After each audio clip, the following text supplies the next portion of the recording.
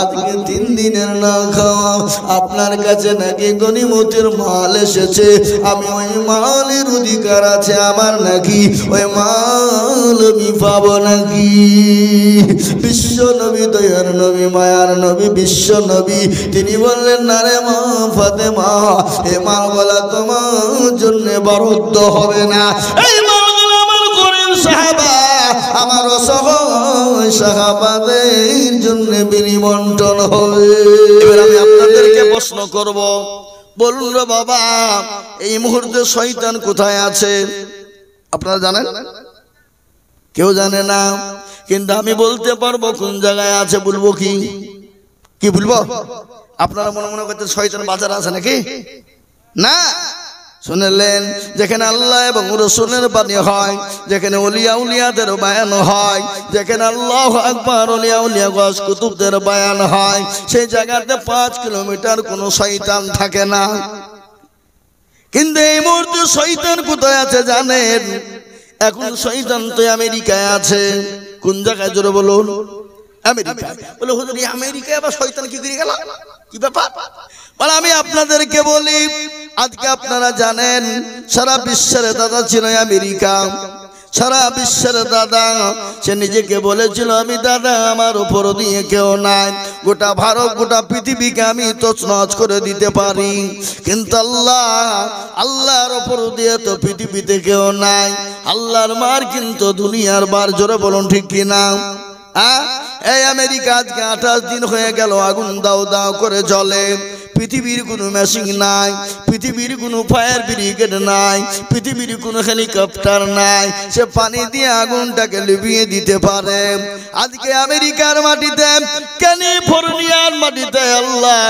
আজ 28 দিন ধরে দাও দাও করে আগুন জ্বলে যায় কোটি কোটি টাকার ডলার পড়ে গেল আজকে শয়তান ওই জায়গায় কাজ করছে বাবা কিন্তু আমি আপনাদেরকে বলি ওই আমেরিকার প্রলোভনে পড়ে মুসলমানদের উপর অত্যাচার হয়েছে না হয় নাই কতক্ষণ আমেরিকা মাদক দিয়েছিল ইসরায়েলকে কুলাঙ্গার জারদ সন্তান সেই জারদ সন্তানের প্রলোভনে আজকে 47,000 ফিলিস্তিনের মুসলমান ধ্বংস হয়ে গেল 47,000 ফিলিস্তিনের মুসলমানকে হত্যা করা হলো 47,000 মুসলমানদেরকে শহীদ করে দেওয়া হলো কিন্তু আল্লাহ মানুষকে ছাড় দেয় কিন্তু ছেড়ে দেয় না কিন্তু ওই ফিলিস্তিন আজকে 20 দিন হলো ওই ইসরায়েল কুলাঙ্গার জারদ সন্তান মুসলমানদের কাছে আত্মসমর্পণ করেছে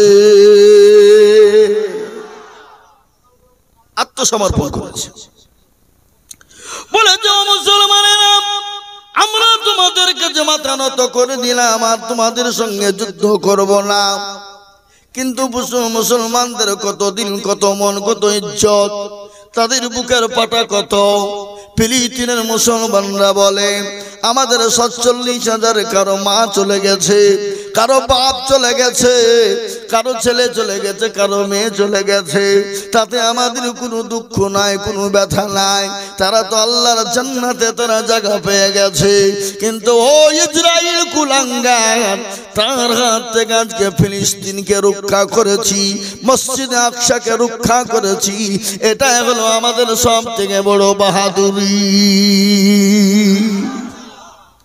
ও মুসলমান তাই আমি এটা বলার উদ্দেশ্য হলো এই আপনারা আজকে জানেন আমার আগে আমার আজিজুর রহমান সাহেব তিনি বয়ান করছিলেন আমি বক্তব্য শুনছিলাম কিন্তু বাপ আজকে ভারতবর্ষের মুসলমানদের পরিস্থিতি কত খারাপ আজকে মুসলমান গো আজ আপনারা জানেন মুসলমানদের বিরুদ্ধে একটা নাই দুটো নয় 87টা কেস হয়েছে কটা জোরে বলুন 87টা একজন নয় দুইজন নয় 87টা কেস তার মধ্যে আপনারা কি হয়েছে কেস আপনারা কেউ জানেন না এক নম্বর কেস হলো মুসলমানদের মাদ্রাসা ধোয়া যাবে না বন্ধ করে দিতে হবে 2 নম্বর কেস হলো মুসলমানদেরকে ভারতে রাখা যাবে না ভারত থেকে তাড়িয়ে দিতে হবে 3 নম্বর হলো মুসলমানদের মসজিদকে ভেঙে দিতে হবে মুসলমানদের মসজিদকে রাখা যাবে না কিন্তু আমি আপনাদেরকে বলে দিই, সুপ্রিম কোর্টের যিনি জাজমেন্ট ছিলেন তিনি কিন্তু ঘোষণা দিয়ে বলেছেন পৃথিবীর কারো বাপের ক্ষমতা নাই মুসলমানদের মাদ্রাসা বন্ধ করে দিতে পারে। আল্লাহর তরফ থেকে ঘোষণা হয়ে গেল। ও মুসলমানগণ, আমি আপনাদেরকে বলতে চাই, তারা জানে মুসলমানদের মাদ্রাসা যদি বন্ধ হয়ে যায়, মুসলমানদের কোরআন পড়া বন্ধ হয়ে যাবে। আর মুসলমানদের কোরআন যদি বন্ধ হয়ে যায়, তাহলে মুসলমানদের দুনিয়ার জমিনে বেঁচে থাকতে পারবে না। কিন্তু একটা ঘটনা আপনাদেরকে শোনায়, এখন মুসলমানরা কোরআনকে সেনার ভিতর ভরেছে না ভরে নাই? কথা বলেন। এইটা আপনার দেশ, একটা দেশ আছে পৃথিবীর জমিনে। ও মুসলমান, আপনারা সকলেই জানেন সেই দেশে মুসলমানদেরকে হত্যা করা হয়েছিল, আলেমদেরকে মেরে দেওয়া হয়েছিল, মাদ্রাসাকে বন্ধ করে দেওয়া হয়েছিল, কোরআনকে পুড়িয়ে দেওয়া হয়েছিল এবং বলা হয়েছিল কারো কাছে যদি একটা আরবির কোনো পৃষ্ঠা পাওয়া যায় তাকে বিচারাধীনে নিয়ে এসে তাকে ফাঁসির মঞ্চে ঝোলানো হবে। সে দেশটার নাম কি? এ বাবা, রাশিয়া। রাশিয়া। কিন্তু শুনলেন পাকিস্তানের একজন ইঞ্জিনিয়ার দীর্ঘদিন পরে ওই রাশিয়ার জমিনে পা রাখলেন। তিনি মসজিদ খুঁজছেন, নামাজ পড়বেন, কিন্তু রাশিয়ার জমিনে একটাও মসজিদ খোলা ছিল না, সমস্ত মসজিদ গুলাকে বন্ধ করে দিয়েছিল। কিন্তু দুটো মসজিদ খোলা ছিল, কিন্তু ওই দুটো মসজিদে গরু ছাগল চড়ত, নামাজ পড়তে মুসলমানদেরকে দিত না।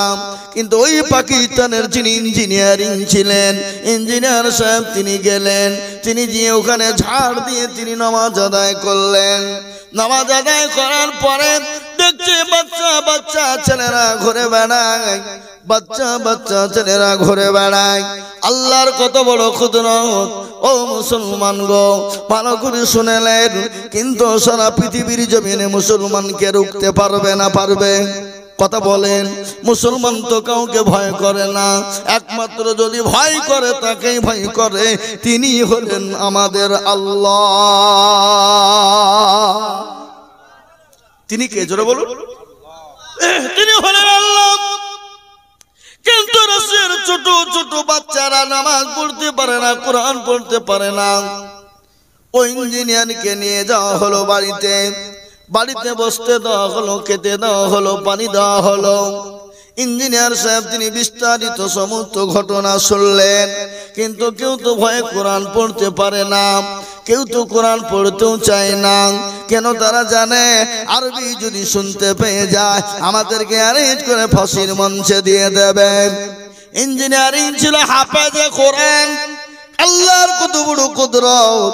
ও ইঞ্জিনিয়ার তিনি কোরআন পড়তে বললেন, ও বাচ্চারা পড়ো। পড়তে পারে না। কেন? তারা তো ভুলে গেছে, পড়তে পারে না। আপনারাও বিভিন্ন জায়গা থেকে কোরআন শোনানো হয়, কিন্তু বাচ্চারা পড়তে পারে না। কিছুক্ষণ পরে ইঞ্জিনিয়ারিং পড়তে শুরু করে দিল। ছোট ছোট বাচ্চারা আল্লাহর কোরআন গট গট করে 30 পারা শুনিয়ে দিল। এ মুসলমান, আল্লাহওয়ালা, আজ আমি আপনাদেরকে বলবো পৃথিবীর জমিনে যত কিতাব আছে, যে কিতাবটা 24 ঘন্টা পড়া হয়, একটা মিনিটের জন্য বন্ধ থাকে না, সে কিতাবটার নাম কি একবার চিনিয়ে বলা যাবে না গো? কি সে কিতাবটার নাম বলো? আল কোরআন, কোরআনুল হাকিম, কোরআনুল মাজিদ, কোরআনুল কারীম, কোরআন শরীফ, কোরআনুল জিকির। এ বাবা, এ কোরআন 24 ঘন্টা পড়া হয়, একটা সেকেন্ডের জন্য বন্ধ থাকে না। কিন্তু আজকে কোরআনকে তারা মিটিয়ে দিতে চায়, কিন্তু আমি বলবো তারা কি কোরআনকে মিটিয়ে দিতে পারবে? কোরআনের মালিককে জোরে বলুন। আল্লাহ নিজেই বললেন, ইন্না নাহনু নাযালনা যিকরা ওয়া ইন্না লাহু লাহাফিজুন। আল্লাহু আকবার। কোরআনের মালিক আল্লাহ, আল্লাহ বললেন আমি কোরআনকে হেফাজত করেছি, এ কোরআনকে আমি অবতীর্ণ করেছি, এ কোরআনকে আমি কি দিয়ে কিভাবে কোন দিক দিয়ে হেফাজত করব আমি আল্লাহ ছাড়া পৃথিবীর জমিনে কেউ বলতে পারবে না। পারবে গো? জোরে বলুন পারবে? আজ বেঈমানরা কোরআনকে বন্ধ করে দিতে চায়, কিন্তু আমি আপনাদেরকে বলবো ইসলামকে মিটিয়ে দিতে চেয়েছিল ফেরাউন, পারেনি। আপনার নমরুদ পারেনি, আবু জাহেল আবু লাহাব পারেনি, উতবা সাইবা মুগীরা পারেনি। এই যুগের বেঈমানেরা কিয়ামত পর্যন্ত তারা পারবে না। একবার হাতটা তুলে দিয়ে আল্লাহকে বলুন ইনশাআল্লাহ। এ বাবা, অনেকে হাত তুলল না, ওরা মনে করছে মৌলবি দেখতে পাবে না, কিন্তু যেটা কেউ দেখে না সেটা দেখেন কে? যেরকম যেটা কেউ জানে না সেটা জানে কে? যেটা কেউ বোঝে না সেটা বোঝে কে? যেটা কেউ শোনে না সেটা শোনে কে? সবাই বলে আমি ভালো, আমি জানি কি আমার মনের গোপন খবর জানে আল্লাহ জি।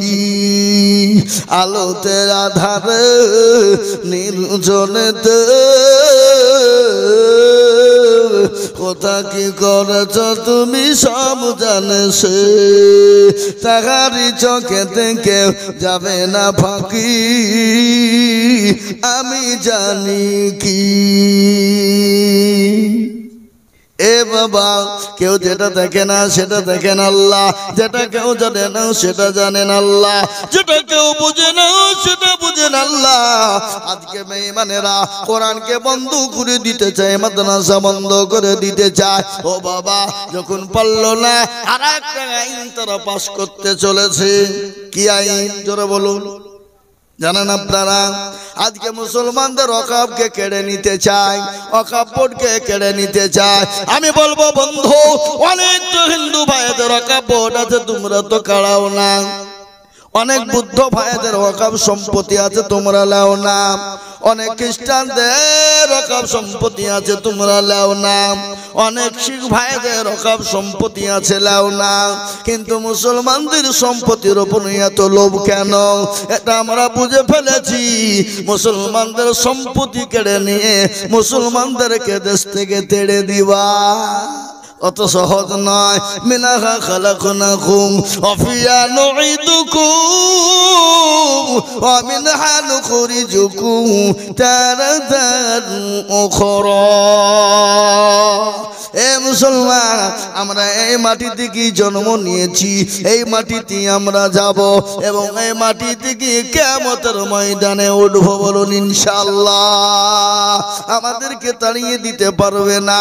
আজকে তারা চাই জানেন, শুনেলেন মুসলমান গো, আমাদের যদি ওয়াকফ বোর্ডকে তারা কেড়ে নেয়, ওয়াকফ সম্পত্তি নিয়ে নেয়, ও মুসলমান, ওয়াকফ সম্পত্তির সঙ্গে মসজিদ মাদ্রাসা জড়িত, ইবাদত আপনার জড়িত, আপনার নামাজ রোজা জড়িত, খোদানি কাজনা যদি ওয়াকফ সম্পত্তি আইন তারা যদি পাস করে ফেলে, তাহলে আপনার মসজিদে আপনি আজান দিতে পারবেন না, আপনি আপনার মুয়াজ্জিন আপনি আজান দিতে পারবেন না, আপনি আপনার মসজিদে নামাজ পড়তে পাবেন না, এরকম মজলিস করতে পারবেন না।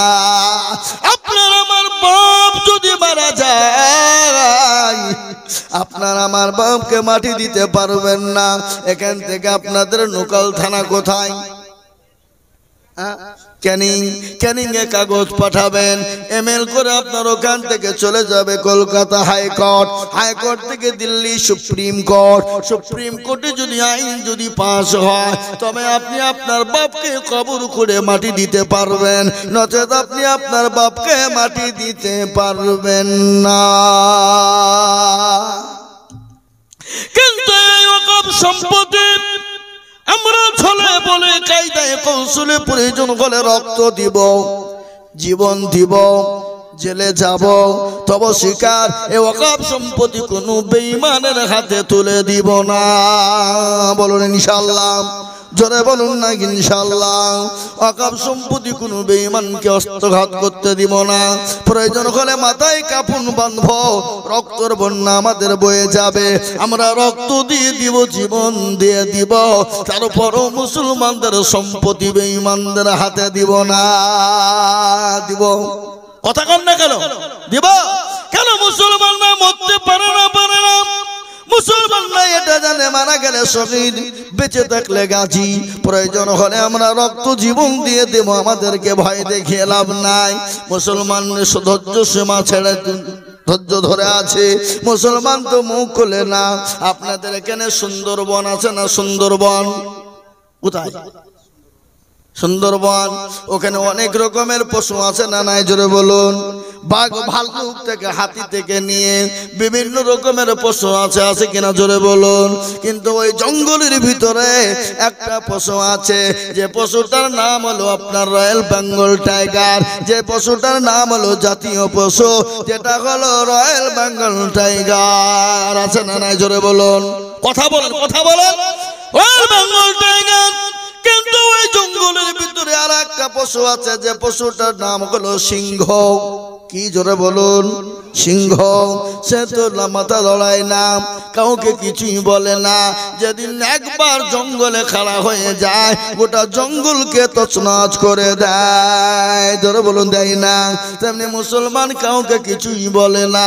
কেন? মুসলমানরা হলো শান্তিপ্রিয় লোক, মুসলমানরা ইসলাম ধর্মের লোক। আল্লাহ কোরআনে বলেছে, লাকুম দীনুকুম ওয়ালিয়া দীন। এই এই এই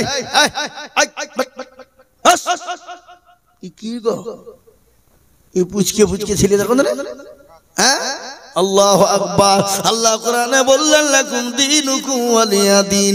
তোমার ধর্ম তোমার কাছে, আমার ধর্ম আমার কাছে। লা ইকরাহা ফিদ্দীন। ধর্মের ব্যাপারে কোনো বাড়াবাড়ি করো না। মুসলমানরা বাড়াবাড়ি করে না। মুসলমানরা মার খেতে খেতে দেওয়ালে পিঠ থেকে যায়, তারপরও মুসলমানরা মুখ খোলে না। কিন্তু শুনে নাও, তোমরা সমুদ্র দেখেছো, সমুদ্র তোমরা গভীরতা মাপনি। তোমরা সমুদ্র দেখেছো, সমুদ্রের গভীরতা মাপনি। মুসলমানদেরকে দেখেছো, মুসলমানদের গভীরতা মাপনি। যে মুসলমানেরা বাসর ঘর থেকে বিবিকে বাসর ঘরে রেখে দিয়ে জাতির ময়দানে জীবন দিয়ে দেয়।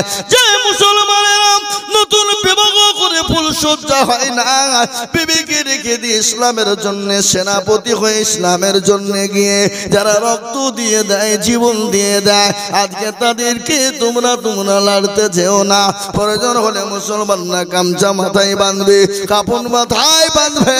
প্রয়োজন হলে মাদ্রাসা মসজিদ কোরআনের হেফাজত মুসলমানরা করবে ইনশাআল্লাহ। আর আল্লাহ তো আমাদের পাশে আছে না নাই? জোরে বলুন। এই আল্লাহ আছে না নাই? কি মনে হয় আপনাদের? আল্লাহ মরে গেছে নাকি? আল্লাহ বয়স হয়ে গেছে? শক্তি কমে গেছে? না, আল্লাহ ছিল, আছে, এখনো থাকবে। এ মুসলমান গো, কোরআন বলেছে, হাক্কান আলাইনা নাসরুল মুমিনিন। আল্লাহ বলেন, মুমিনের জান এবং মালের হেফাজতের দায়িত্ব আমার আল্লাহ নিজে নিয়েছে। এ বাবা, কিন্তু আজকে মুসলমানদের দোষ আছে না নাই? কথা কন। আজ মুসলমান পার্টি করে না, কি বলেন, দল করে না। আজ কি দল?